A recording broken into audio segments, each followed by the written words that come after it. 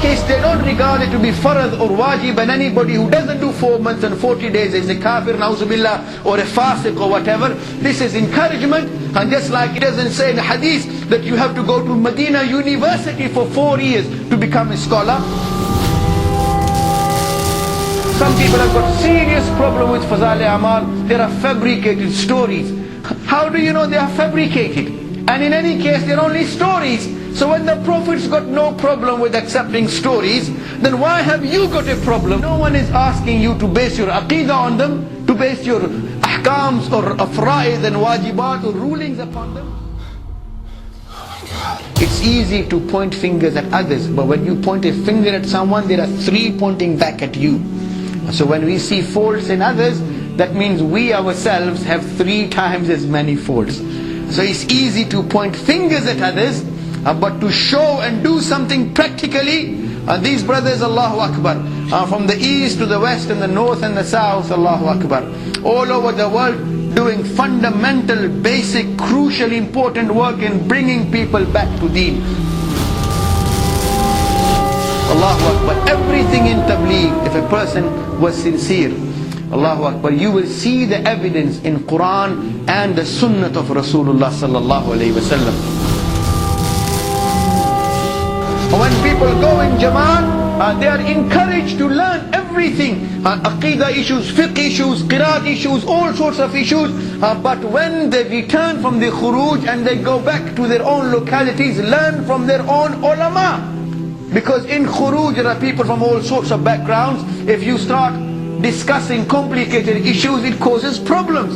And many people in Jamaat are not ulama. So people haven't spared the Khulfa Rashidun, they didn't spare Rasulullah, and they haven't even spared Allah subhanahu wa ta'ala. People are even critical of Allah. So just because someone is critical, it doesn't mean he's necessarily right.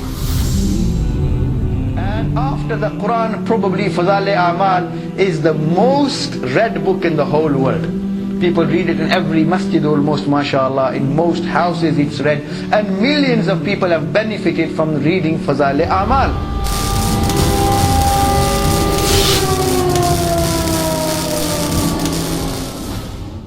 My dear brothers and respected elders, we begin in the name of Allah, and we thank Him and praise Him and glorify Him. Allah has given us a wonderful deen of Islam. Allah Himself has perfected it and chosen it for us. In our deen, there are a lot of things, a lot of commands, a lot of rulings.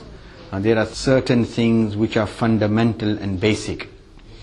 Our deen is based on 5 issues. Our iman, to bear witness there is no God other than Allah, Muhammad sallallahu alaihi wasallam is the messenger of Allah, and to establish salat, pay zakat, fast in the month of Ramadan, and to perform hajj if one can afford to do so. These are known as the fundamentals, the pillars of Islam. But the aim and the maqsad and the goal for this ummah is something else, is something far superior and a very critical issue, and that is da'wah. Da'wah is an obligation. Da'wah is also a responsibility for this whole ummah. The whole ummah is responsible, and every individual in the ummah is also responsible. وَلْتَكُمْ مِنْكُمْ أُمَّةٌ يَدْعُونَ إِلَى الْخَيْرِ كُنْتُمْ خَيْرَ أُمَّةٍ أُخْرِجَتْ لِلنَّاسِ. And this ummah is the best of the ummahs. And why? Because Allah has raised this ummah for the benefit of the whole mankind. Previously Allah used to send prophets to guide people, to lead them to the right path.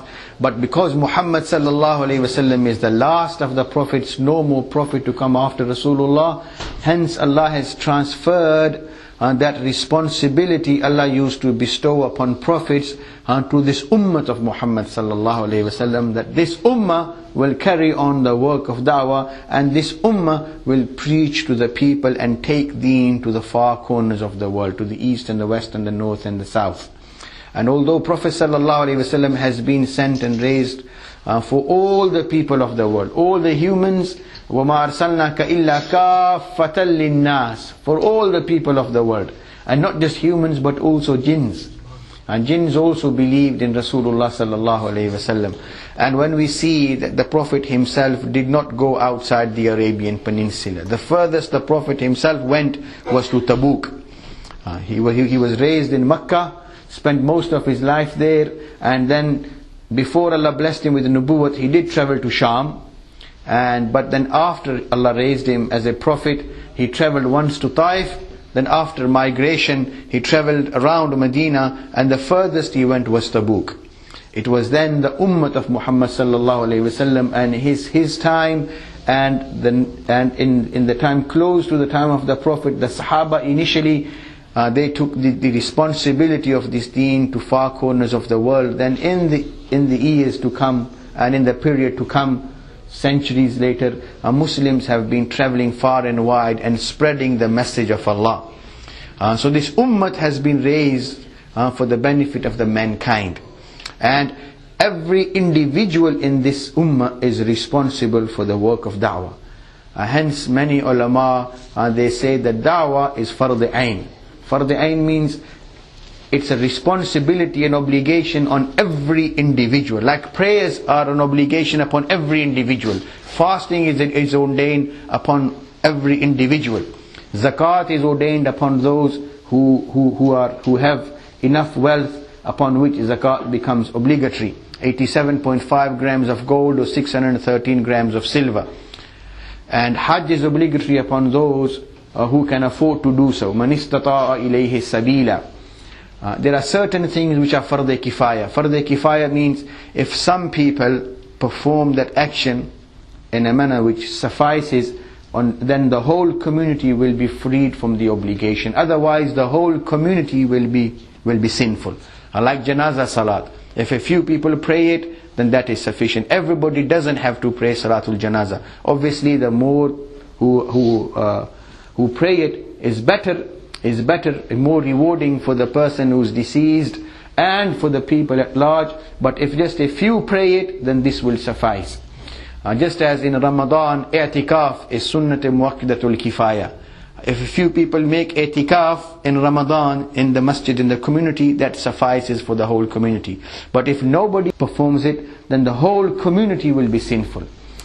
Similarly, if dawah is considered fard ayn in light of this ayat as it is, this means every Muslim is required to perform da'wah. قُلْ هَذِهِ سَبِيلِي أَدْعُو إِلَى اللَّهِ إِلَى بَصِيرَةٍ أَنَا وَمَنِ اتَّبَعَنِي. Allah commands the Prophet sallallahu alaihi wasallam to say, this is my path, هَذِهِ سَبِيلِي أَدْعُو إِلَى اللَّهِ. I call people to Allah. عَلَى بَصِيرَةٍ, with insight, with thorough understanding. أَنَا, me, وَمَنِ اتَّبَعَنِي, and every one of my followers. This includes men, this includes women, this includes rich, this includes poor, this includes grown-up, this includes young ones, and rich and poor, public and rulers, the whole ummah, anyone who claims to follow Rasulullah sallallahu alaihi wasallam in light of this ayat, and then that is an obligation on every Muslim. There is no condition whether a person is scholarly or unscholarly, learned or unlearned. Some people think that you need to be a scholar in order to, or an alim in order to do da'wah. Yes, if it is done with knowledge, it will be more fruitful and more productive and better, but that's not what the Quran says. If a person is of the opinion that the da'wah should only be done by scholars, then that is not what the Quran says. The Quran places an obligation upon every individual who is a Muslim that they should do the work of da'wah. In another verse in the Quran, Allah says, وَلْتَكُمْ مِنْكُمْ أُمَّةٌ. And there should be an ummah. An ummah isn't a small group. Ummah is, mashallah, as though the whole ummah should be involved. But the whole ummah, Allah says, وَلْتَكُمْ مِنْكُمْ, from amongst you. Ummatun, in other words, a large group. يَدْعُونَ إِلَى الْخَيْرِ, who call to the good. So in light of this ayat, some ulama are of the opinion, if there are enough people doing the work of da'wah, that Islam is spreading and Islam is safe in the ummah as well. That the Muslims are secure and Islam is spreading, people are being introduced to Islam and the message is being taken, and not just by a few individuals. It has to be taken by a large number of people, that they can be considered ummah, and then perhaps it will suffice. But otherwise, it's an obligation upon every individual in this ummah to do the work of da'wah, and to encourage people and make people do something so important and in this manner. You need to really give them incentive. And this is, so Allah has given the incentive to people, وَمَنْ أَحْسَنُ قَوْلًا مِمَّنْ دَعَا إِلَى اللَّهِ. Whose word can be better than his who invites people to Allah? In other words, there is nothing better. And if a person is praying to Allah himself, very good. If a person is seeking knowledge, alhamdulillah, very good. But the best thing a person can do is to call people to Allah. And here, Allah doesn't say, call people to Islam. وَلْتَكُمْ مِنْكُمْ أُمَّةٌ يَدْعُونَ إِلَى الْإِسْلَامِ وَمَنْ أَحْسَنُ قَوْلًا مِمَّنْ دَعَا إِلَى الْإِسْلَامِ. Allah doesn't say that. Allah says, وَمَنْ أَحْسَنُ قَوْلًا مِمَّنْ دَعَا إِلَى اللَّهِ. Call to Allah. Here, mashallah, some mufassirin, some scholars have explained this rather to mean, because some people might already be Muslims. They might be Muslims, but if they are negligent and not practicing, they also need da'wah. So they need to be encouraged to come close to Allah. They need to be encouraged to believe in Allah properly. And people, many, they claim to be believers.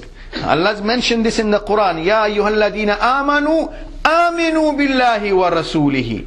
O you people who are believers, believe. In other words, a person might think he's a believer, but is he really a believer? Does he believe as he ought to believe? So, Ya ayyuhalladhina aminu, aminu billahi wa rasulihi. In other words, all those who think you believe, believe in Allah properly. So even people who are born Muslims, even they need da'wah. And there is further evidence from the sunnah of Rasulullah sallallahu alayhi wasallam. For example, when adhan is called, like the Prophet sallallahu alayhi wasallam, before and after most actions he would recite du'as. When he would rise in the morning, he would recite a dua. Before food, he would recite a dua. After food, he would recite a dua. When leaving home, recite a dua. Coming back home, recite a dua. Entering the masjid, recite a dua. Leaving the masjid, recite a dua.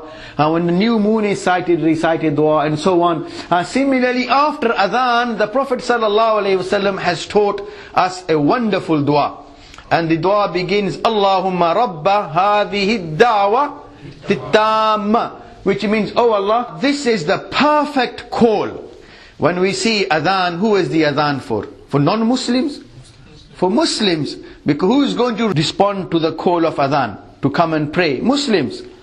And not just ordinary Muslims, because in Islamic countries there is adhan. So you see, not the whole community, the bazaar, the town doesn't come to the masjid. So who responds to the call of the prayer? The call to the prayer, those who are going to pray anyway. So they need adhan, as they need da'wah as well. If people are in the masjid and it's time for adhan, for example in Ramadan.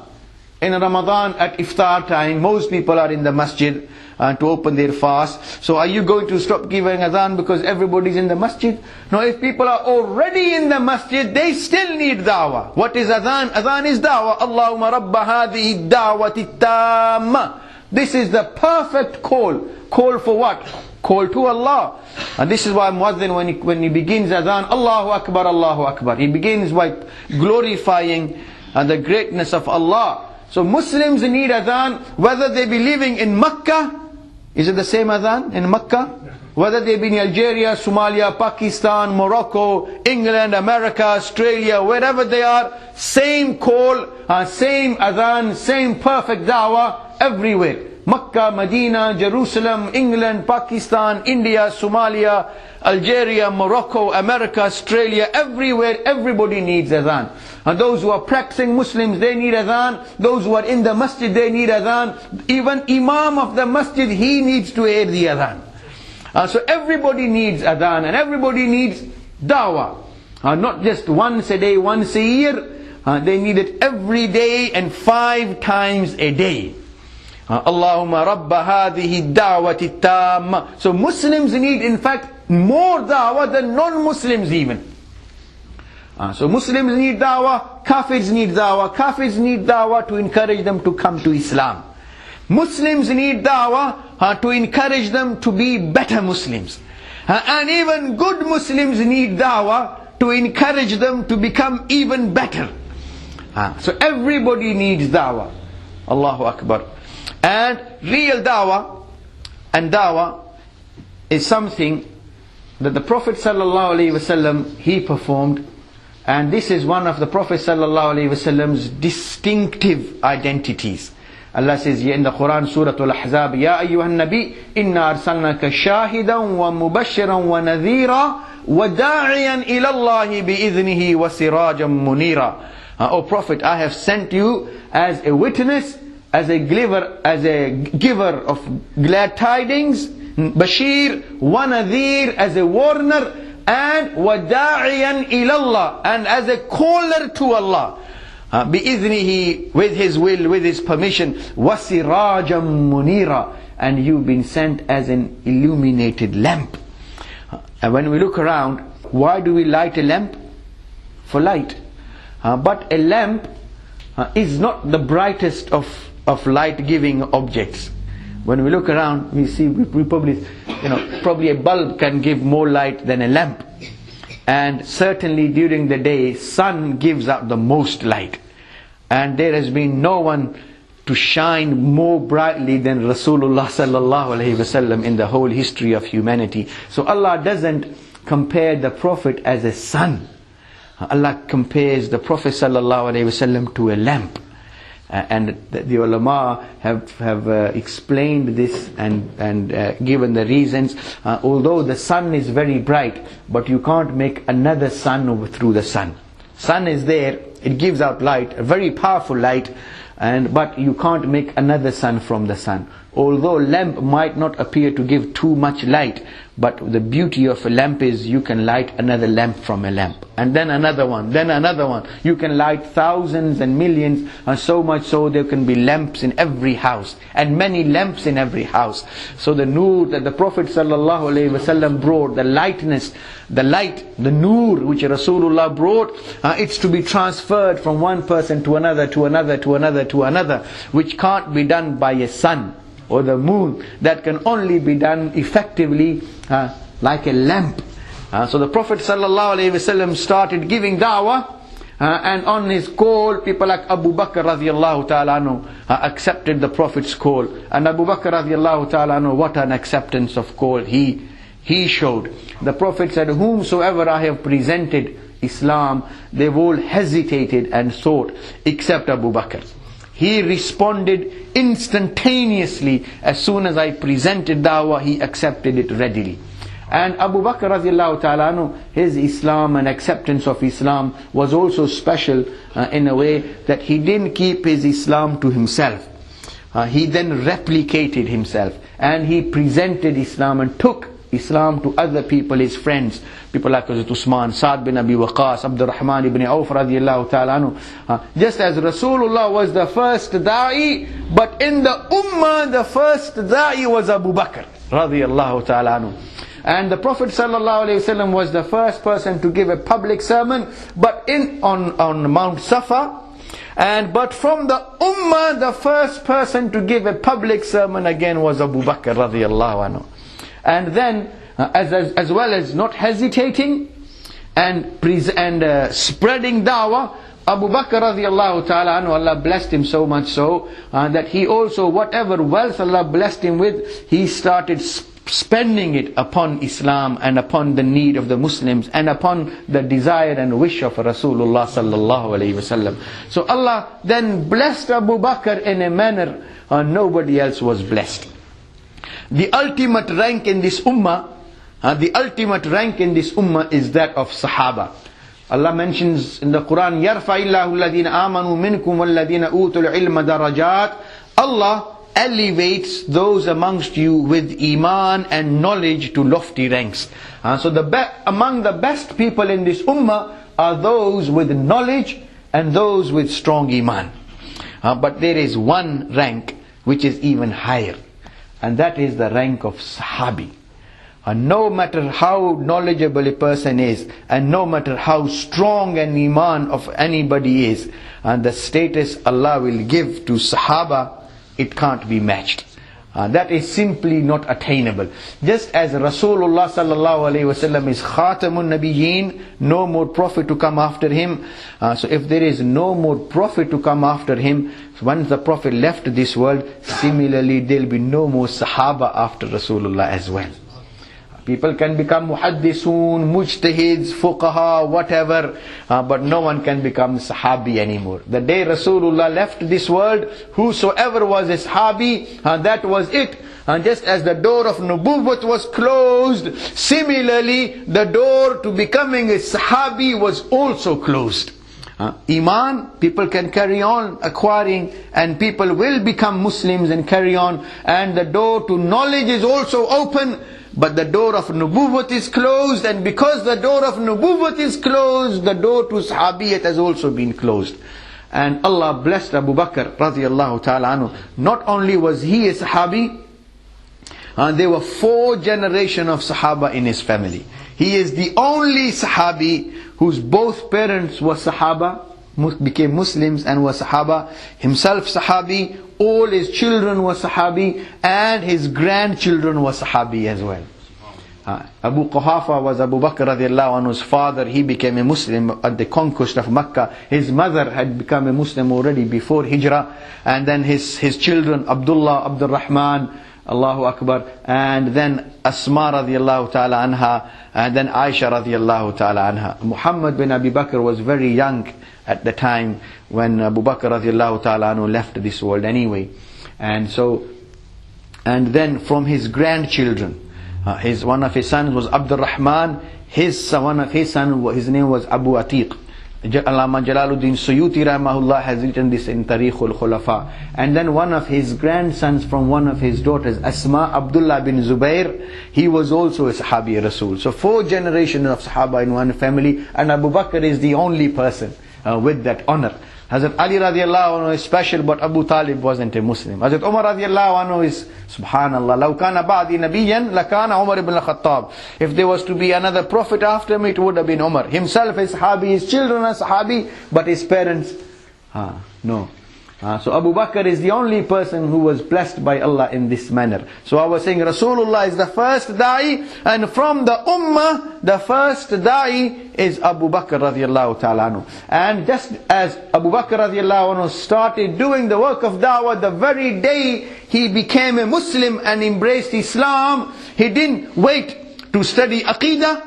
He didn't wait to learn even how to pray. He didn't learn any hadith or tafseel of any other issues. And the very first thing he did after becoming a Muslim was to give da'wah. And from the life of Rasulullah sallallahu alaihi wasallam, all the Sahaba, when we look at their lives, whosoever used to embrace Islam used to accompany the Prophet sallallahu alaihi wasallam in this work of da'wah. Not just Sahaba from amongst the men. Allah has mentioned a story in the Quran about some of the jinns. A group of jinns, Allah directed them to Rasulullah sallallahu alaihi wasallam. When Allah blessed His beloved Prophet with the nubuwwat, and before the beginning of revelation, the jinns and shayateen used to rise to the heavens and listen to some of the conversations of the angels, because Allah gives orders to angels to carry out His will in this world. And so the angels discuss and talk about amongst themselves. So the jinns used to rise and listen to their conversations, and then come and report some of the affairs to some of the fortune tellers. And then these kahins, as they are known in Arabic, they would add more masala or spice to the issue, and then corrupt other people, or the people who come to them. So when revelation started coming to the Prophet sallallahu alaihi wasallam, and then, to put in modern terms, immigration was tightened in the heavens. The borders was secured more. Like in this country, many people 20, 30 years ago didn't even need a visa. You just got a ticket and you came to England, you could get a visa at the border. But now things are much different. You need a visa before they even allow you to get on the plane to come to England. Similarly, the jinns and shayateen used to rise to the heavens, but after revelation started coming to Rasulullah sallallahu alaihi wasallam, when the jinns or shayateen would rise to the heavens, and the angels would chase them and drive them away. And so Iblis had a meeting, and with his advisors and ministers, to put it in modern terms, to discuss and investigate why this change has occurred. So he sent his secret service out to different parts of the world, his MI5 version or CIA, whatever, and then he sent them out to different parts of the world to see why this change has occurred. And one of these parties were originally from Nasibin. They'd come to investigate, but Allah says, وَإِذْ صَرَفْنَا إِلَيْكَ نَفَرًا مِنَ الْجِنِّ يَسْتَمِعُونَ الْقُرْآنَ. I directed this group towards you. The Prophet ﷺ was returning from Taif, and he was praying at a place. And when the Prophet ﷺ used to pray, it was his noble practice, he would raise his voice, and he would read or recite Quran in a hymning voice. So when the Prophet was reciting and praying, then these jinns happened to pass by. And when they passed by, يَسْتَمِعُونَ الْقُرْآنَ فَلَمَّا حَضَرُوهُ قَالُوا أَنْصِتُوا. And when they came across Rasulullah, they said, be quiet, listen attentively. فَلَمَّا قُضِيَ. When the Prophet ﷺ completed his recitation, وَلَّوْا إِلَىٰ قَوْمِهِمْ مُنذِرِينَ. Then they returned to their people as munzirs. Arabic is a very precise and subtle language. Sometimes the fatha and the kasra or the dhamma, it changes the meaning to what it changes the meaning of a word. In Arabic, one is munzir, one is munzar. Munzar is a person who is warned, and munzir is a person who's warning. The Prophet is Bashir and also Mubashir. And there's another word, Mubashar. Mubashar means whoever has been given the news. Mubashir, the one who gives the news. Mubashar, the one who has been given the news about. And similarly, Munzir is a warner, and a munzar is a person who's warned. So Allah says, when the Prophet ﷺ completed his recitation, then these jinns would come from Nasibin. Nasibin is a province or an area in Iraq. And they'd come from there, and they returned to their people. Allah says, munzirin, with the intention of warning their people. There were jinns. They come and they saw the Prophet, they heard his recitation, and they were so impressed and taken back. And the Prophet ﷺ didn't even become aware that these people have come, they've listened, and they accepted the Prophet ﷺ's recitation. They believed in Rasulullah, and then they were going back all at their own accord, without any orders from Rasulullah ﷺ. And when they went back to their people, Allah says, قالوا يا قومنا إنا سمعنا كتابا أنزل من بعد موسى. They said to the people, now obviously the people weren't waiting, so they must have gathered them, done some gasht, like our Tablighi brothers do, and they gathered them and they said, إنا سمعنا كتابا أنزل من بعد موسى. They said, we have heard a book which has been revealed after Musa. مصدقا لما بين يديه. It testifies to what he had. يهدي إلى الحق وإلى طريق مستقيم. It guides to the truth and the right path. يا قومنا أجيبوا داعي الله. O our people, respond and acknowledge the call of the caller to Allah. وآمنوا به, and believe in him. يغفر لكم من ذنوبكم. He will forgive your sins. ويجركم من عذاب أليم, and save you from a very painful punishment to come. ومن لا يجب داعي الله. And whosoever doesn't acknowledge the call of the caller to Allah, فَلَيْسَ بِمُعْجِزٍ فِي الْأَرْضِ وَلَيْسَ لَهُ مِن دُونِهِ أَوْلِيَاءَ. Then it won't do Allah any harm in any way. So they encourage the people to believe as well. And the main point is, here, the Prophet didn't instruct them. The Prophet ﷺ wasn't even aware at that instant. He became aware when Allah revealed Surah Jinn.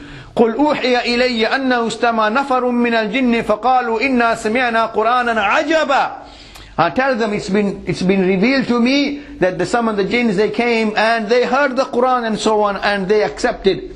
And so these jinns, at their own accord, they went and they started giving da'wah. And Sahaba used to give dawah, jinns used to give dawah.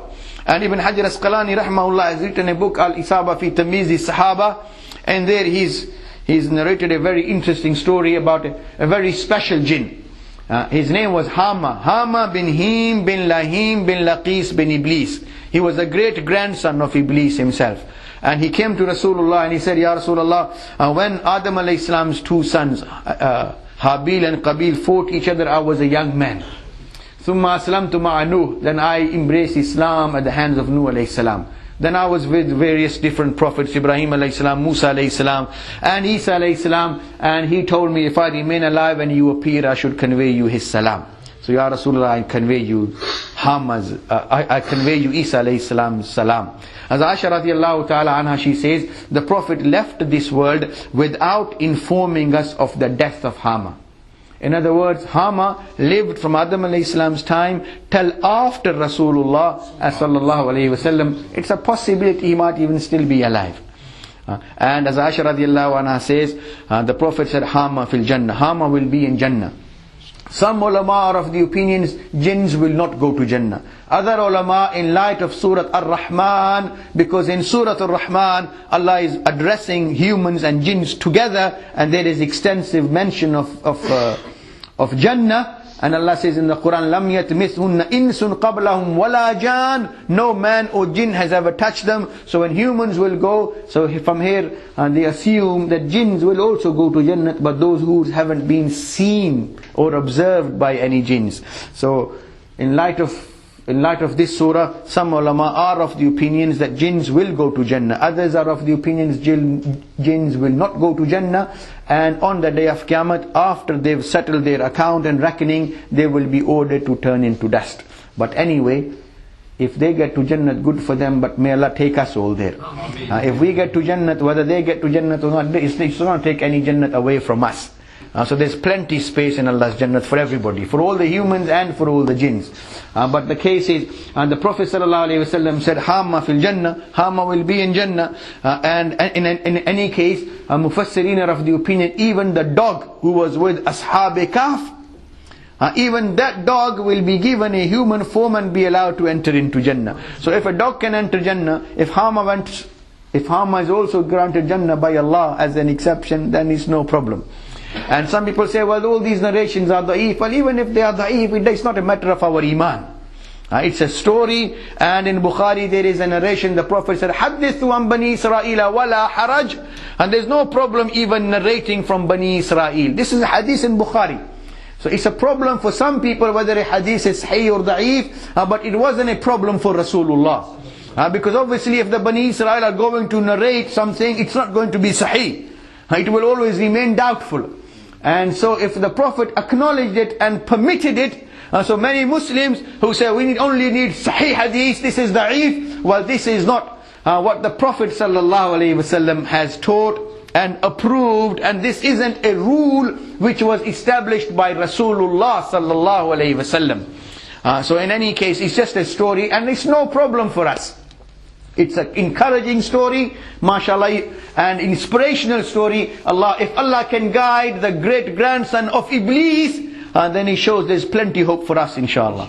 Allah can guide us as well, providing we are sincere, we want guidance, and we want to come close to Allah, and Allah sees we are sincere, then Allah will have mercy upon us. And so I was saying, da'wah was done by Rasulullah, and that was his distinctive and prominent aspect of his personality. He was a da'i, he was sirajam munira, and the companions established da'wah and accompanied the Prophet ﷺ in da'wah, and the jinns also did da'wah. And so da'wah is a very, very special amal, and there is nothing more pleasing to Allah than the amal of da'wah. So this is something we all need to do, and the ummah needs to do it as an ummah, and every individual needs to do it as well. Some people say, well, I don't need to join any group to do a da'wah, I can just do da'wah by myself. Well, that's not what the Quran says. And the Quran is encouraging us to do da'wah collectively. وَلْتَكُمْ مِنْكُمْ أُمَّةٌ. And just as when we pray, our deen is a collective deen. When we pray together.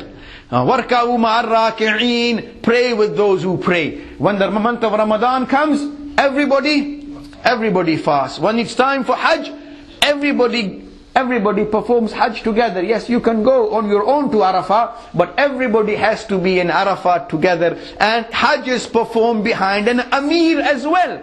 So da'wah needs to be done collectively to be more effective and fruitful. Otherwise, if a person is doing da'wah individually, the Prophet said, alaykum bil jama'ah. I command you that you must do things, you must remain with jama'ah, with the group. Otherwise, just as shaitan eats up a lone sheep, just as a wolf eats up a lone sheep, our wolf is shaitan. Anyone doing anything individually, there is no guarantee he will be able to remain steadfast or do it even properly or effectively. But when people do it together, yadullahi ala al-jama'ah, Allah's hand is on the Jamaat. So da'wah needs to be done collectively rather than individually. There are many things which the Prophet ﷺ has taught us and encouraged us to do something, set a goal, and then also described the methodology, like prayer. Prayer is obligatory and we have been prescribed how to pray. Da'wah has been encouraged, but no specific method has been laid down for da'wah. Some of you understand? That if a person does da'wah in this manner only, it will be da'wah. If it is not done in this manner, it will not be da'wah. The Prophet ﷺ himself did da'wah, Sahaba did da'wah, and many people are doing da'wah in different ways nowadays. Many people appreciate other brothers giving da'wah, but many brothers, what they are very critical of other people doing da'wah, and they think, no, this is bid'ah, and only the way we do it is real da'wah. And that is not, that is a statement not supported by any evidence from the Quran or the Sunnah of the Prophet sallallahu alaihi wasallam. The Prophet sallallahu alaihi wasallam himself used to go around people, to their houses, to wherever people were, and whenever any opportunity came, the Prophet sallallahu alaihi wasallam used to give people da'wah. Yes, at the time, and when the Prophet used to give da'wah to people, they were non-Muslims. Abu Jahal and others, when Abu Bakr radiallahu anhu was given da'wah, he wasn't a Muslim at the time. So when the Prophet himself used to give da'wah, it was primarily to non-Muslims. But there is a difference between the Muslims of now and the Muslims of the times of Rasulullah sallallahu alaihi wasallam. Anybody who used to become a Muslim at the time of Rasulullah used to totally commit himself. There was no concept of a Muslim who was a Muslim but had his aqidah was anything but pure upon Tawheed. There was no Muslim who was a Muslim but did not pray. There was no Muslim who claimed to be a Muslim but did not fast in the month of Ramadan. There was no Muslim who was a Muslim and upon whom zakat was obligatory and did not pay zakat. There was no Muslim in the time of Rasulullah sallallahu alaihi wasallam upon whom Hajj was obligatory but he did not perform Hajj. In fact, if a person upon whom Hajj is obligatory and he doesn't, the warning is very, very severe. In hadith of the Prophet sallallahu alaihi wasallam, he considered such people to be like Christians or Jews. In the Quran, Allah says, وَمَنْ كَفَرَ, a person, وَلِلَّهِ عَلَى النَّاسِ حِجُّ الْبَيْتِ مَنِ اسْتَطَاعَ إِلَيْهِ سَبِيلًا. It's a right of Allah upon the people, those who can afford to perform Hajj, that they should do so. And those who don't, Allah says, وَمَنْ كَفَرَ, as though he's becoming a kafir or committing kufr. So there was no such concept of Muslims being Muslims and not even doing the fundamentals. When we look around us, it's the other way around. You will find very few Muslims who are Muslims, but actually, mashallah, they pray, and they pray properly, and they fast, and if zakat is obligatory, they pay zakat. Subhanallah, some ulama have written, if all the rich people upon whom zakat is obligatory, if all the rich in this ummah paid only their obligatory zakat, then this will suffice all the poor people of the world, or at least the poor Muslims of the world. And when we see there is poverty in the Muslims, it shows that Muslims don't even pay their zakat properly. And in the time of Abu Bakr radiallahu ta'ala anhu, he didn't just give da'wah, he made jihad against those who were refusing to pay zakat. So the fact that that some people are giving dawah to Muslims. Many people think this is bid'ah, or this is not right, this is not dawah, this is just tadhkir or reminder. That's not the case. This is dawah as well, calling people to Allah. People who are Muslims but don't believe in Allah properly and don't worship Allah and don't obey Allah, they need to be brought back to Allah. So that is also dawah ilallah. It's not dawah ilal Islam, but Allah doesn't restrict dawah to dawah ilal Islam. Allah says, وَمَنْ أَحْسَنُ قَوْلًا مِمَّنْ دَعَا إِلَى اللَّهِ. People who call people to Allah. قُلْ هَذِهِ سَبِيلِي أَدْعُو إِلَى اللَّهِ. This is my path, I call people to Allah. Not just to Islam, but to Allah. So dawah needs to be to Allah. So whoever is giving dawah to Allah is giving dawah. So there's no need for people to say, this is just a reminder, this is just tazkir. And that's their opinion. But in reality, anyone calling people to Allah, to believe in Allah, to worship Allah, to fear Allah, this is all dawah ilallah. And the fact that adhan 5 times a day is for Muslims in Mecca, Medina, Jerusalem, London, England, Europe, Australia, America, everywhere. Allahumma rabba hadhihi da'wati tamma. Some people think that giving dawah to Muslims is bid'ah. It's not. Otherwise, in the hadith, it would not say Allahumma rabba hadhihi da'wati tamma. This is perfect dawah. So perfect dawah can also be for Muslims as well. And dawah, in another verse in the Quran, Allah has commanded people, Ud'u ila sabili rabbika bil hikmah. Because dawah is such a wonderful amal. It needs to be done properly. And the most important thing in dawah is hikmat. Allah doesn't say, Ud'u ila sabili rabbika bil ilmi. With knowledge. Allah says bil hikmah. Hikmah is a part of knowledge. But there is a very subtle difference between hikmah and just knowledge. People can have knowledge of words and phrases but lack wisdom, lack hikmah. And in fact what they can then do is to discourage people, put people off. And in dawah, people need to be very mindful to do it with wisdom in a manner, yassiru wala tu'assiru, bashiru wala tunaffiru, that they make things easy for people and not difficult, and they encourage people and don't put them off.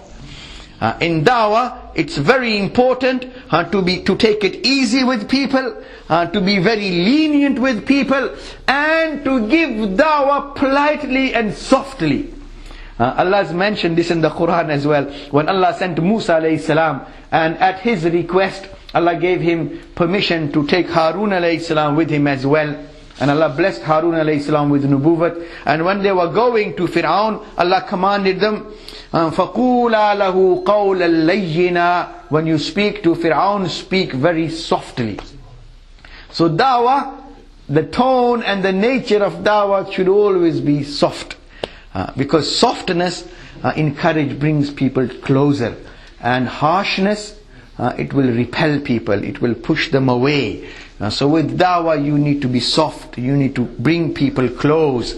Once at the time of Ma'mun Rashid, someone gave him advice very harshly, and Ma'mun, he said to this person, I might be sinful, but I'm not as bad as Fir'aun. You might be very good, but you're not as good as Musa.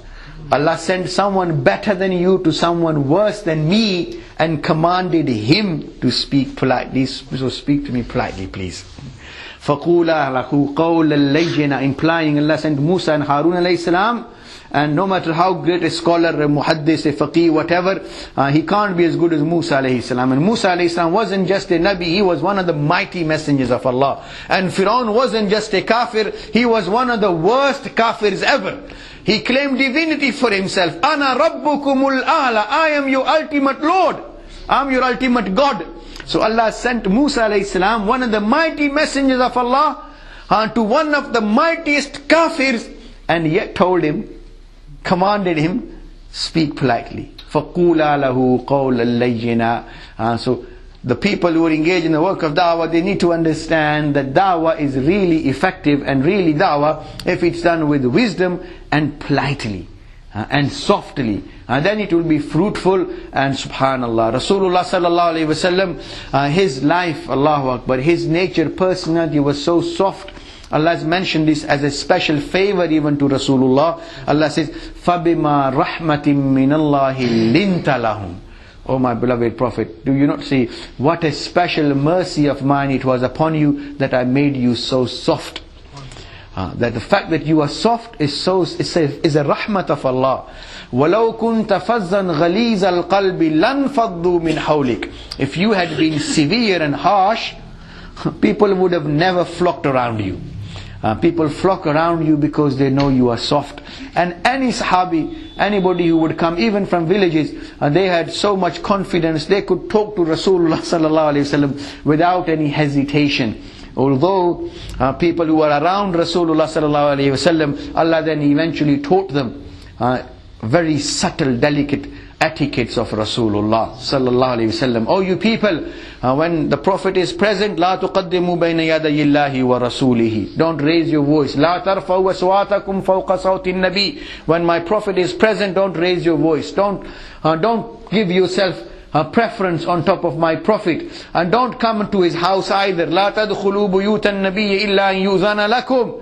Only go to his house if you are called. If he takes you home to entertain you, give you something to eat or feed you, as soon as you've eaten, فانتشروا ولا مستأنسين لحديث. Don't hang about.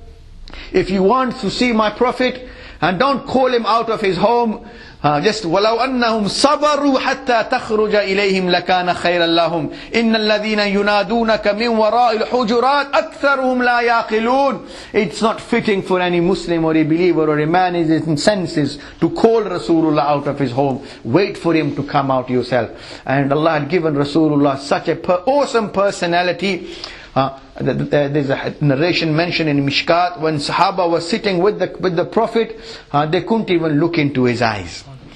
Such awesome personality Rasulullah had. They would look down, and only Abu Bakr and Umar, Allahu Akbar, and they would look onto Rasulullah. The Prophet would look at them, they would smile at him, and he would smile at them. Allahu Akbar.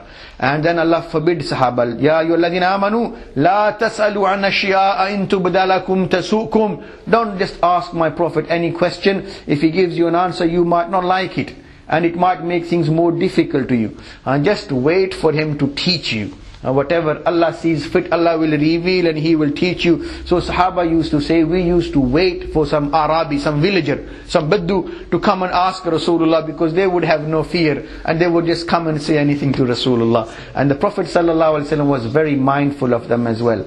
Once a Baddu came, Arabi, and he came and he started urinating in the masjid. Sahaba rushed to warn him, that the Prophet said, no, leave him, it's too late now, he's already started, so let him finish, otherwise it will cause him problem. And when he'd finished, and the Prophet said to him very softly, politely, kindly, Allah has forbidden us from urinating in the masajid, and these are houses of Allah. And he ordered the Sahaba to pour some water over it.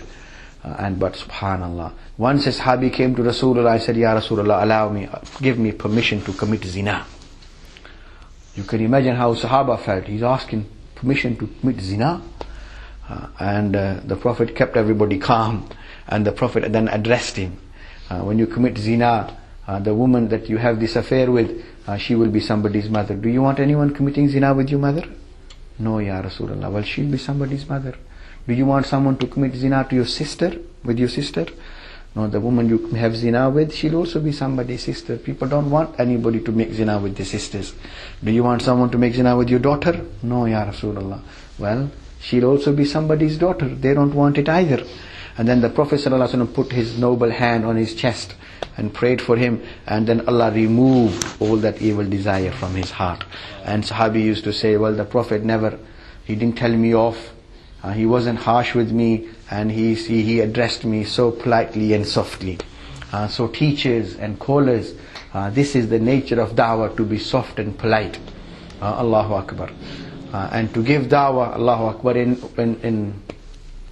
so da'wah is an obligation on every individual, and da'wah is an obligation to the whole ummah, and it is something which needs to be done collectively as well, for it to be effective, and for the person himself. If a person is giving da'wah individually, and he happens to be giving dawah to a Christian, for example, and the Christian then happens to be very knowledgeable, then there is a danger.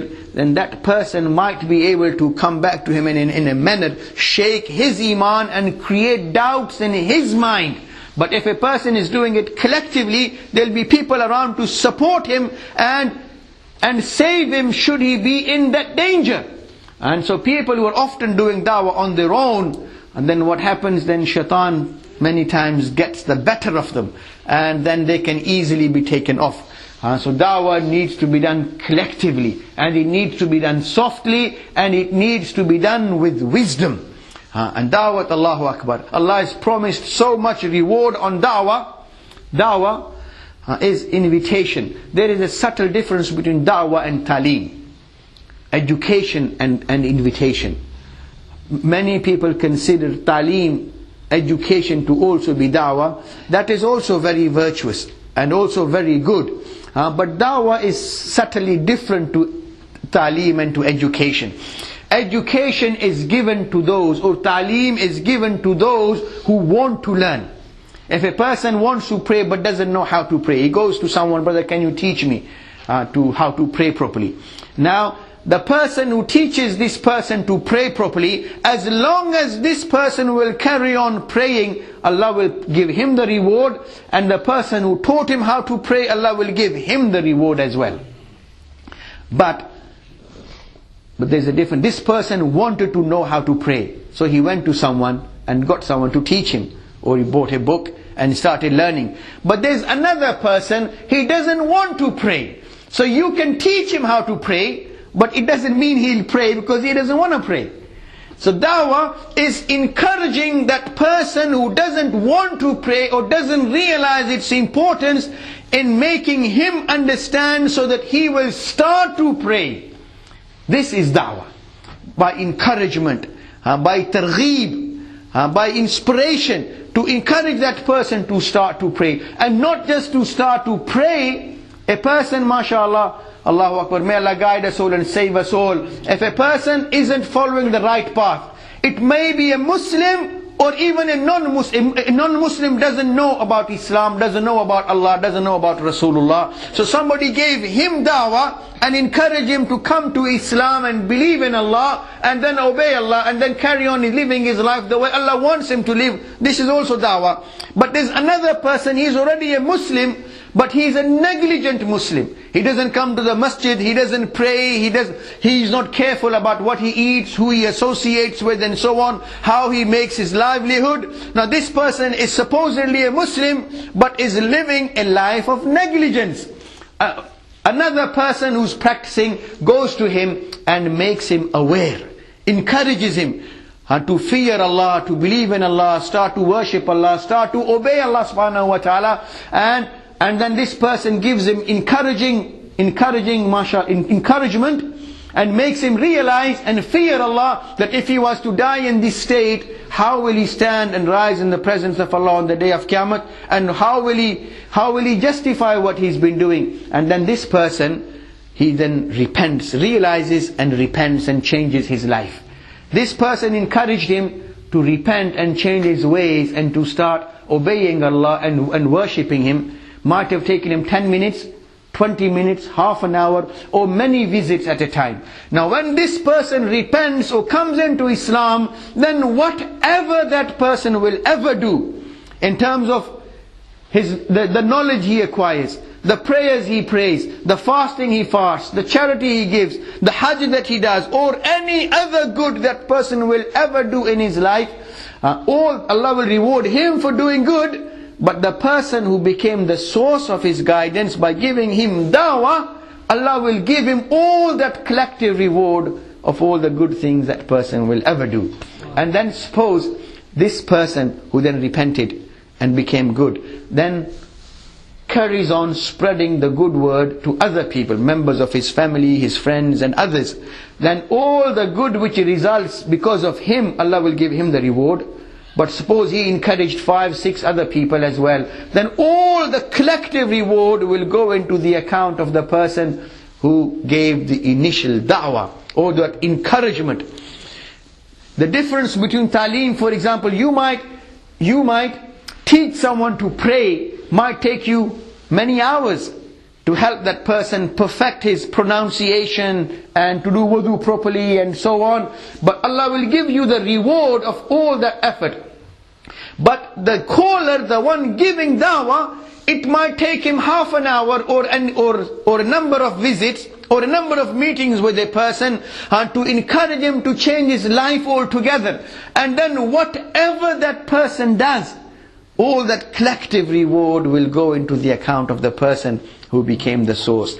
So the reward upon dawah is much, much more than what any person can acquire from any other deed. A person prays, he's doing his own prayer, mashallah, Allah will reward him for his own prayer. But one doesn't know if his prayer, his own personal prayer, is acceptable or not. But you teach someone to pray properly, and then whenever that person will pray, whether his prayer is acceptable or not, Allah will give you the reward of his as though complete prayer. Because at the end of the day, you can only teach him how to pray. How he prays, you are not responsible.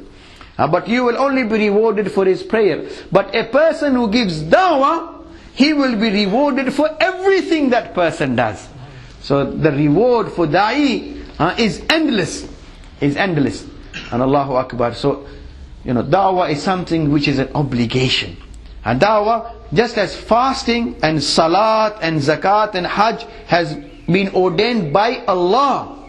Allah gave these orders. Aqimus salah, it's in the Quran. Atu zakat, give zakat, perform hajj, kutiba alaykumus siyam, from Allah. Similarly, dawah is from Allah. It's from Rasulullah sallallahu alayhi wasallam. So a Muslim doesn't need to think, oh, this is from so and so group, they are doing dawah, so it's their affair, not my affair. No, this is a part of our deen, it's a part of our iman. Just as salat is a command of Allah, so is dawah a command of Allah. And when we see from in different parts of the world, obviously there are different brothers, mashallah, doing dawah in different modes. Some people, mashallah, they do stalls, as many of the brothers from the Quran project, or they put up a table on a high street and they put up some brochures, and people passing by, they give them. That is dawah, alhamdulillah, may Allah reward them as well. Many people, mashallah, they join, for example, brothers from Tablighi Jamaat, and they go around from masjid to masjid, for example, and visiting people from door to door and doing dawah in this way. And many people, mashallah, join them. Many people are critical of them, and many people go as far as condemning them and rejecting them, that this is all bid'ah. That is not the case. And that is not the case. And the Prophet and they say, well, the Prophet sallallahu alaihi wasallam did not do dawah in this fashion. He didn't do dawah for 3 days or for 40 days or going from door to door from Muslim to Muslims' houses. Well, the Prophet ﷺ did go from door to door visiting people's houses and going in Mina. When people used to come to Hajj, going from camp to camp, from tent to tent, giving people dawah. And like I explained early, in the time of Rasulullah ﷺ, anybody who became a Muslim was a completely devoted, sincere, practicing Muslim. Many of our Muslim brothers nowadays, they are Muslims, but they don't practice. In fact, dawah to them is much, much more important than extending our dawah even to non-Muslims. And I'll give you dalil, an example. In an Islamic Khilafah, if there was an Islamic Khilafah somewhere, and there were hundreds or thousands or millions of kafirs living in an Islamic state, with the Khalifa, then the Muslims, can they force these people to become Muslims? No, la ikraha fi deen. There is no compulsion in deen. You can't force people to become Muslims. But if one person who is a Muslim decides to go the other way and become a kafir or a murtad, you know what the ruling is regarding that? One of the most severe rulings is regarding a person who becomes an apostate or becomes a murtad, leaves Islam and chooses something else. So we are obliged to ensure that no Muslim ever falls into this trap and leaves Islam. In fact, not just leave Islam. The Prophet ﷺ said, "Man ra'a minkum munkaran falyughayyirhu biyadihi." If you see anyone doing something evil, stop it with your hand. فَإِن لَمْ يَسْتَطِعْ فَبِلِسَانِهِ.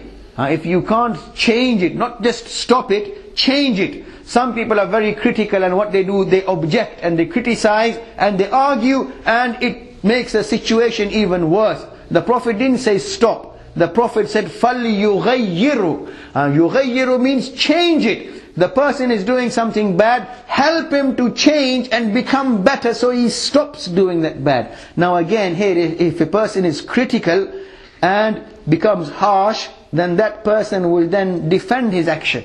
So here again, we find that here again you need to be soft.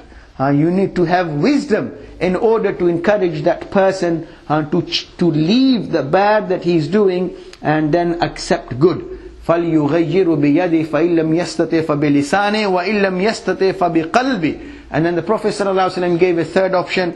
The first, to change it physically. If not, then to reason with that person and to make him aware and explain to him with your tongue, so that he will stop doing the wrong that he's doing and become good. And if you find that even that will be not practical and not fruitful, then at least you should feel bad in your heart. And this is the lowest form of iman. And if a person sees someone doing something bad and goes along with it and accepts it or even approves it, Allahu Akbar, then this shows that that person doesn't have any iman. So as we were saying, Allah says in the Quran that there should be an ummah. And when we see in all the people who are doing the work of da'wah, different people are doing work in different ways, but the people doing work in the form of an ummah in this time and age are Tablighi Jamaat. They have their Amir. An ummah has an Amir. As a Jamaat has an Amir, Tablighi Jamaat brothers have an Amir. And mashallah, they have people who are engaged with them and assisting them, mashallah, will be part of them from all over the world. In fact, in the history of Islam, you will find after the Qarn Ula, after the initial age, you will find there isn't anything as global as Tabligh. People from the east to the west and the north and the south, in every country, in every continent, in every city, mashallah, who are collectively assisting one another, helping one another, and engaged in the amal of da'wah, helping one another in this effort, mashallah, engaged in the work of da'wah. So if this wasn't acceptable to Allah, Allah wouldn't have put this acceptance generally in the ummah as it is. So these are signs of qubuliyat from Allah. Allah has accepted this effort and the sacrifices of these brothers, that people, Allahu Akbar, throughout the world, from every nation, in every country, in most masajids of the world, brothers are doing the work of da'wah collectively at the same sort of level, at the same sort of standard. Allahu Akbar. With encouragement. As the Prophet ﷺ said, يَسِّرُوا وَلَا تُوَسِّرُوا بَشِّرُوا وَلَا تُنَفِّرُوا. In Tabligh, people get together and they encourage one another by giving targheeb and fada'il, as the brothers say. Hence the book they use, Fada'il-e-Amal. Some people say, well, Tabligh brothers, they regard Fada'il-e-Amal like the Quran. That is nonsense. Nobody considers any book like the Quran. Quran is the absolute word of Allah. And nobody anywhere considers any book like the Quran. But in Tabligh, when people go out, for example, with the brothers, they only read from Fada'il-e-Amal, and there are very good sound reasons for doing that. Because generally people who go in Tabligh are people from all sorts of backgrounds. They need encouragement to become good and to change their lives. And as a result, Shaykh al-Hadith rahimahullah has compiled ahadith which are encouraging, which have targheeb in them. Many of those hadiths are from Bukhari, many from Muslim and Sahih Sitta, and from other books of hadith. Many brothers, Allahu Akbar, may Allah guide them. And out of, if I was to say, ignorance or rather foolishness, they say Tabligh Fazal-e-Amal is full of fabricated stories. Allahu Akbar. If this was to be taken literally, that means every statement is fabricated. Shaykh al-Hadith rahimahullah in Fazal-e-Amal, whenever he has started any chapter, he begins with quotations, verses from the Quran. Are these verses of Quran fabricated? Na'uzubillah. Many hadiths are from Bukhari, many hadiths from Sahih Muslim, other Sahih Sitta. And the Shaykh has written a commentary under every hadith describing its status, whether it is Sahih or Da'if. And because even if some of the hadiths are Da'if, then it's no problem.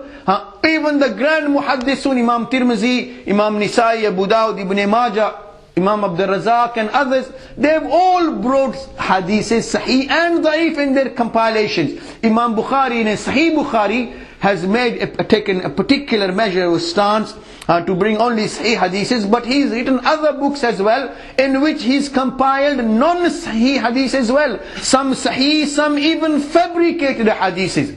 In Tarikh Kabir, in Adab al-Mufrid as well, there is a hadith which is going around in many circles, supposedly attributed to Abdullah ibn Umar radiallahu ta'ala anhu, through Imam Bukhari, that Imam Bukhari wrote a small pamphlet, it's entitled, small booklet entitled Juz Rafa Yadain, in which he has tried to prove the validity of raising one's hands before ruku and after ruku. And this is an accepted issue. The Prophet ﷺ has done it. But Imam Bukhari supposedly has brought a narration from Abdullah bin Umar in which it is stated that he would throw pebbles at people who were not raising their hands before ruku and after ruku. Ibn Hajar Asqalani in Fathul Bari has rejected this as being fabricated. Imam Bukhari has presented it, Ibn Hajar Asqalani has rejected it as being fabricated, because there is evidence that Abdullah ibn Umar in Sahih narration, in Sahih Abu Awana, in Imam Tahawi's compilation, Sharh Ma'ani al-Athar, with Sahih narration, it's been proven there were occasions Abdullah ibn Umar himself did not used to raise his hands before ruku and after ruku on occasions. And so Ibn Hajar Asqalani has given the interpretation, kana fa'alahu taratan wa tarakahu ukhra, that Ibn Umar, he would raise his hands occasionally and not on other occasions. So when he himself doesn't do it regularly and always, how can he expect and command others to do it? So this hadith, this narration, if it is accepted, and if Juz Rafa Yadan is attributed correctly to Imam Bukhari, then it proves Imam Bukhari himself even has presented fabricated hadiths like this. But on other occasions, Tarikh Kabir, Adab al-Mufrid is presented even Da'if hadiths. It's generally accepted by ulama. So if Shaykh al-Hadith Maulana Zakaria rahimahullah has also presented some Da'if hadiths which don't contradict the Quran, which don't contradict Sahih hadiths of Rasulullah sallallahu alaihi wasallam, are merely there for encouragement, then that is no problem. Some people they've made it a problem for themselves. As I quoted a hadith earlier from Bukhari, the Prophet sallallahu alaihi wasallam has even quoted, has been reported to have said, Haddithu an Bani Israila wala haraj.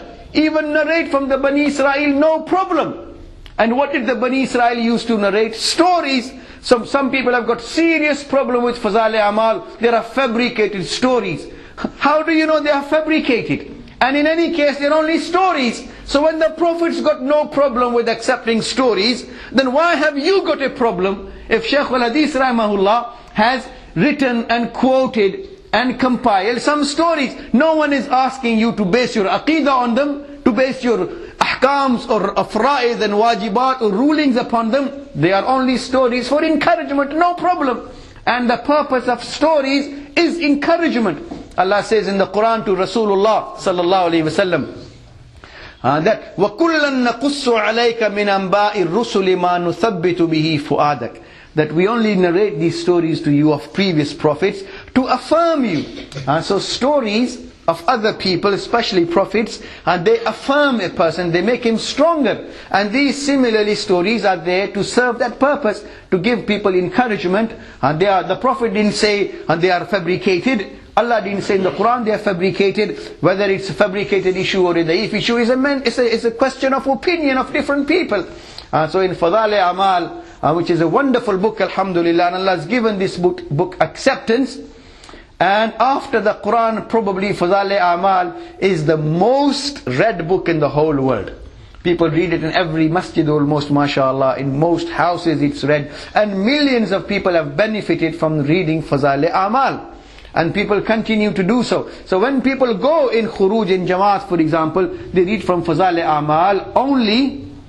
This doesn't mean that they discourage people from learning. No! When people go in Jamaat, they are encouraged to learn everything. Aqidah issues, fiqh issues, qiraat issues, all sorts of issues. But when they return from the khuruj and they go back to their own localities, learn from their own ulama.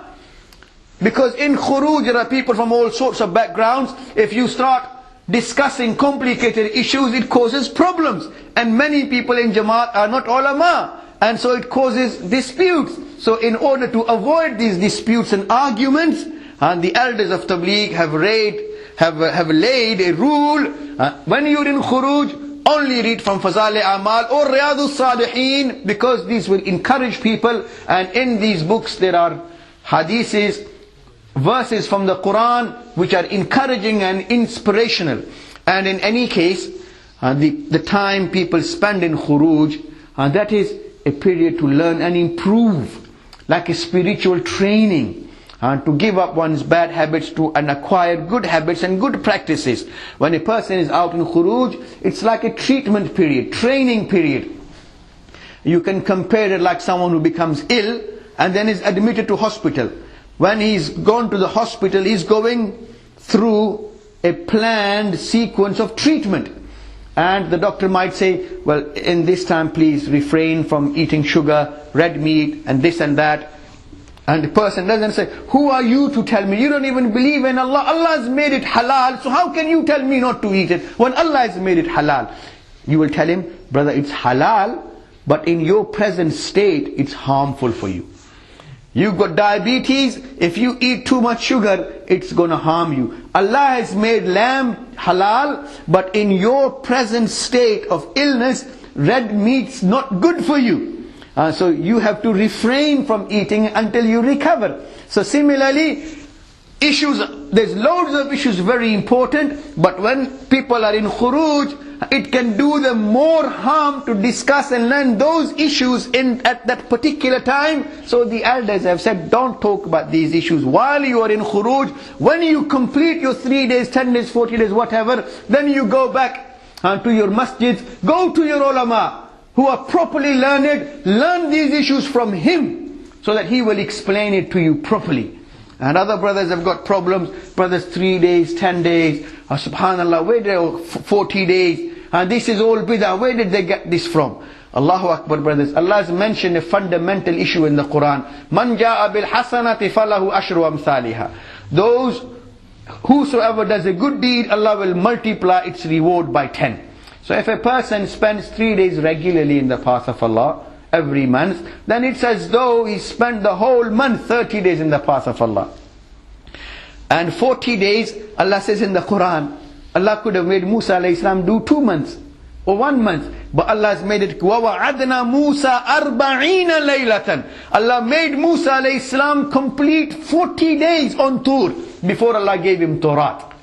4 months, Allah says in the Quran, after the conquest of Makkah, the Makkans were allowed 4 months. فَسِيحُوا فِي الْأَرْضِ أَرْبَعَةَ أَشْهُرٍ. They were allowed 4 months to remain with the Muslims, because it gave them the opportunity to see the lives of Muslims, interact with them. Allah could have sent from today, you have to leave. But no, Allah gave them 4 months. Because living for 4 months in that good environment with Muslims, it was bound to influence and affect them and bring them to Islam. So when people go for 4 months or whatever in the path of Allah, being in that environment, it brings about a good change. And in a hadith, Rasulullah sallallahu alaihi wasallam has also described the development of an embryo in different stages of 40 days.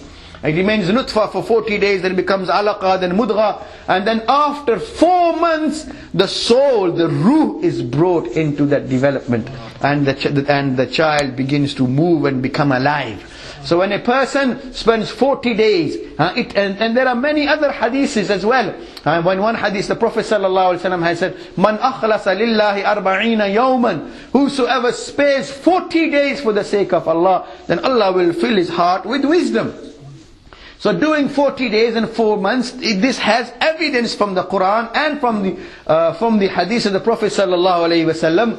And so as such, this is no problem. And in any case, they don't regard it to be farad or wajib, and anybody who doesn't do 4 months and 40 days is a kafir, na'uzubillah, or a fasiq or whatever. This is encouragement, and just like it doesn't say in the hadith that you have to go to Medina University for 4 years to become a scholar.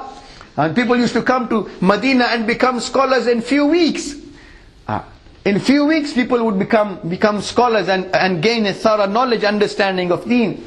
So 4 months or 40 days, whatever, this isn't farad or wajib, this is a tartib. And Sheikh Uthaymeen, who's one of the Salafi scholars, one of the prominent Saudi ulama, he was asked the same question, and he said, brother, this is only a tartib, there's no problem for a tartib. This is not the end result or the desired effect, and this is only to keep people going and learning, and so on. So it brings about a good change in people. The end result is to strengthen one's iman, and to learn to do da'wah, and to learn to live for the sake of Allah. Like in the time of Rasulullah sallallahu alaihi wasallam, people used to recite Quran, but there was no Quran in the book form. People used to learn and teach hadith, but there was no Bukhari, there was no Muslim, there was no Tirmidhi, Nisai, Abu Dawood. So similarly, learning hadith or learning knowledge is important, but the Prophet hasn't specified a specific method.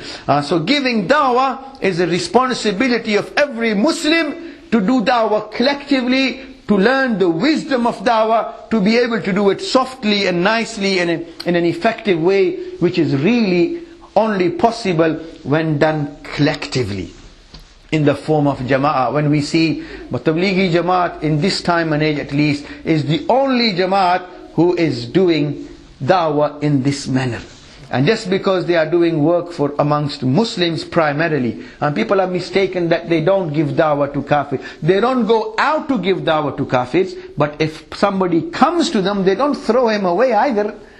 They target the Muslims primarily, and so on, because like we gave an example, to safeguard the iman of a Muslim is far, far more important than to bring a non-Muslim into Islam.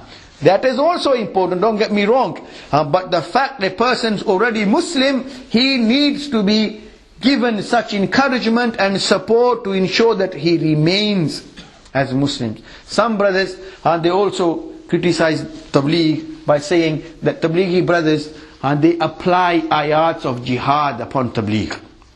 And they misquote ayats of jihad by applying them on Tabligh. That implies for qital. Now in Arabic, there are two different words. Qital and jihad are two different words. They have two different meanings.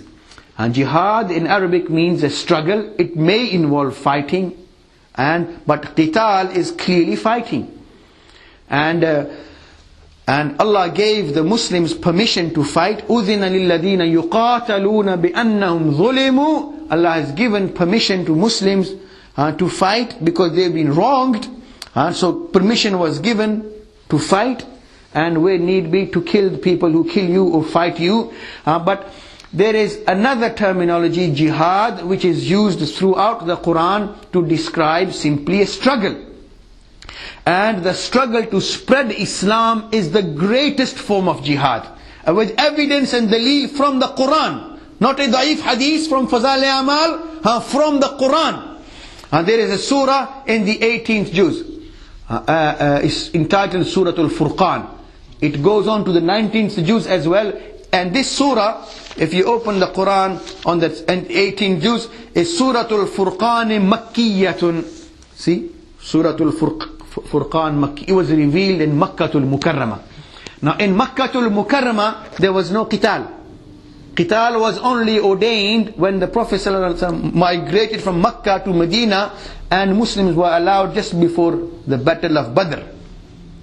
So in this surah there is a verse, Allah says, وَجَاهِدْهُمْ بِهِ جِهَادًا كَبِيرًا. This is Surah 25 verse 52. 25, the other way around, 52. Surah 25 verse 52. وَجَاهِدْهُمْ بِهِ جِهَادًا كَبِيرًا. And struggle with them the greater struggle. And that struggle was in Makkatul Mukarramah, and that struggle was in the form of dawah, in the form of tabligh. So tabligh is a bigger jihad than the fighting jihad, because Allah says it's big. In Makkah there was no qital. Yes, when the need rises for people to go and make qital, then that is also an obligation that needs to be addressed as well. But such need to fight, that is a temporary or a momentary issue. There might be a need at a particular time. Once that need is fulfilled, then that's it. Then when another opportunity arises, then there will be qital again. But dawah and tabligh is a continuous struggle, and it is required all the time. Hence Allah has made this struggle and termed it as the bigger jihad. وَجَاهِدْهُمْ بِهِ جِهَادًا كَبِيرًا. So if dawah and tabligh is the bigger jihad, so whatever has been mentioned with regard to jihad in Quran or Hadith, will it not fit the bigger form of jihad?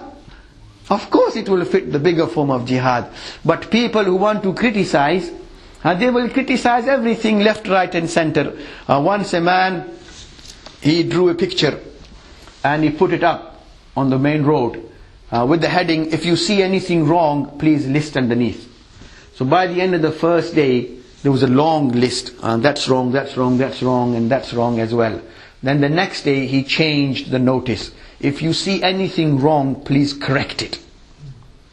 It remained out for 6 months, not a single correction. So when people see others doing something, everybody can see a lot of faults in others. And there is a saying, the big bundle of hair on top of one's eyes. Yeah, one can see a single hair in somebody else's eyes, but you can't see the big bundle on top of your own eyes. When you point one finger at someone, then 3 fingers point back at you. It's easy to point fingers at others, but when you point a finger at someone, there are 3 pointing back at you. So when we see faults in others, that means we ourselves have 3 times as many faults. So it's easy to point fingers at others, but to show and do something practically, these brothers, Allahu Akbar, from the east to the west and the north and the south, Allahu Akbar, all over the world, doing fundamental, basic, crucial, important work in bringing people back to deen. Many people say, these people, they don't know their aqidah, and they do bid'ah. The word aqidah doesn't even appear in the Quran. It doesn't even appear in any Sahih Hadith. What appears in the Quran is Iman and Yaqeen. And Tablighi brothers are the only people who talk about Iman and Yaqeen. Other people have, brother, you got to learn Aqidah. Okay, you got to learn Aqidah. But that's not what Allah says in the Quran. In the Quran, Allah says, Ya ayyuhalladhina amanu, aminu. Believe, have Iman. So Tabligh brothers, Allahu Akbar. Everything in Tabligh, if a person was sincere, Allahu Akbar, you will see the evidence in Quran and the Sunnah of Rasulullah sallallahu alayhi wasallam. But other people, subhanallah, it's easy to criticize, and people haven't even spared Allah and His Rasul sallallahu alayhi wasallam from criticism. People even called Ali radiallahu ta'ala, supposed people who used to recite La ilaha illallah and base their evidence from Quran, labeled Ali radiallahu anhu as a kafir, by quoting وَمَنْ لَمْ يَحْكُمْ بِمَا أَنزَلَ اللَّهُ فَأُولَٰئِكَ هُمُ الْكَافِرُونَ. Oh Ali, you have taken Abu Musa Ashari and Amr ibn As radiallahu anhu as an arbitrator to provide a solution. Obviously they are not Allah, and you have let them legislate and you have let them make a decision, so you're a kafir, na'uzu billah. So people haven't spared the Khulfa Rashidun, they didn't spare Rasulullah, and they haven't even spared Allah subhanahu wa ta'ala. People are even critical of Allah. So just because someone is critical, it doesn't mean he's necessarily right. So alhamdulillah, the brothers are doing good work, and from in all parts of the world, and mashallah, yes, there are weak narrations in Fazal Amal and so on, but that doesn't mean that they are unacceptable. If it was unacceptable to present weak narrations, then Imam Bukhari is similarly guilty, and just Imam Bukhari has presented these hadiths. Does that mean you reject everything that Bukhari has done? So Alhamdulillah, Tabligh in this time and age is a special mercy and rahmat of Allah upon the ummah, which is helping to unite the ummah and keep it together and revive and reform deen. It's easy to stand outside and criticize anything, but then to be involved and then to see, and many people who were critical but they've gone with Tabligh and seen for themselves, Allahu Akbar, Allah has removed their doubts. Many people think, oh, I used to be with Tabligh, but now I've seen what they're up to really, so I've left them. Just because someone has left Tabligh, it doesn't prove anything either. One of the Prophet's own cousins, Ubaidullah bin Jahsh, he became a Muslim in Mecca, migrated to Medina, became a murtad in Abyssinia.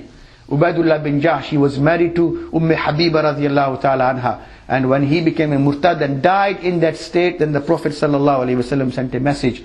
And the Prophet ﷺ was married to Habiba radiallahu ta'ala anha. So just because a person has left dawah, it doesn't mean dawah is wrong or tabligh is wrong. That person might have, you can say, Allah threw him out. Allah didn't like the way he was doing tabligh or whatever. Allah took it away from him, just as Allah takes tawfiq away from people. So just because someone is being critical or thinks he was in tabligh and he's left them now, he's seeing things in a better way, doesn't necessarily mean he is seeing things in a better way. He could be seeing things in a worse way. But many people continue, alhamdulillah, and to understand and improve and learn and become better Muslim and help other people as well.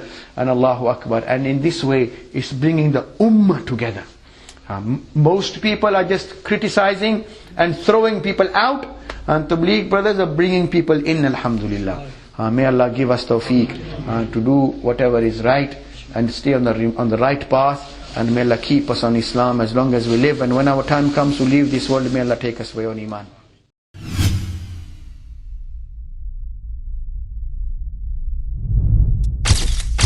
MessageTv, this is your channel. This is your channel.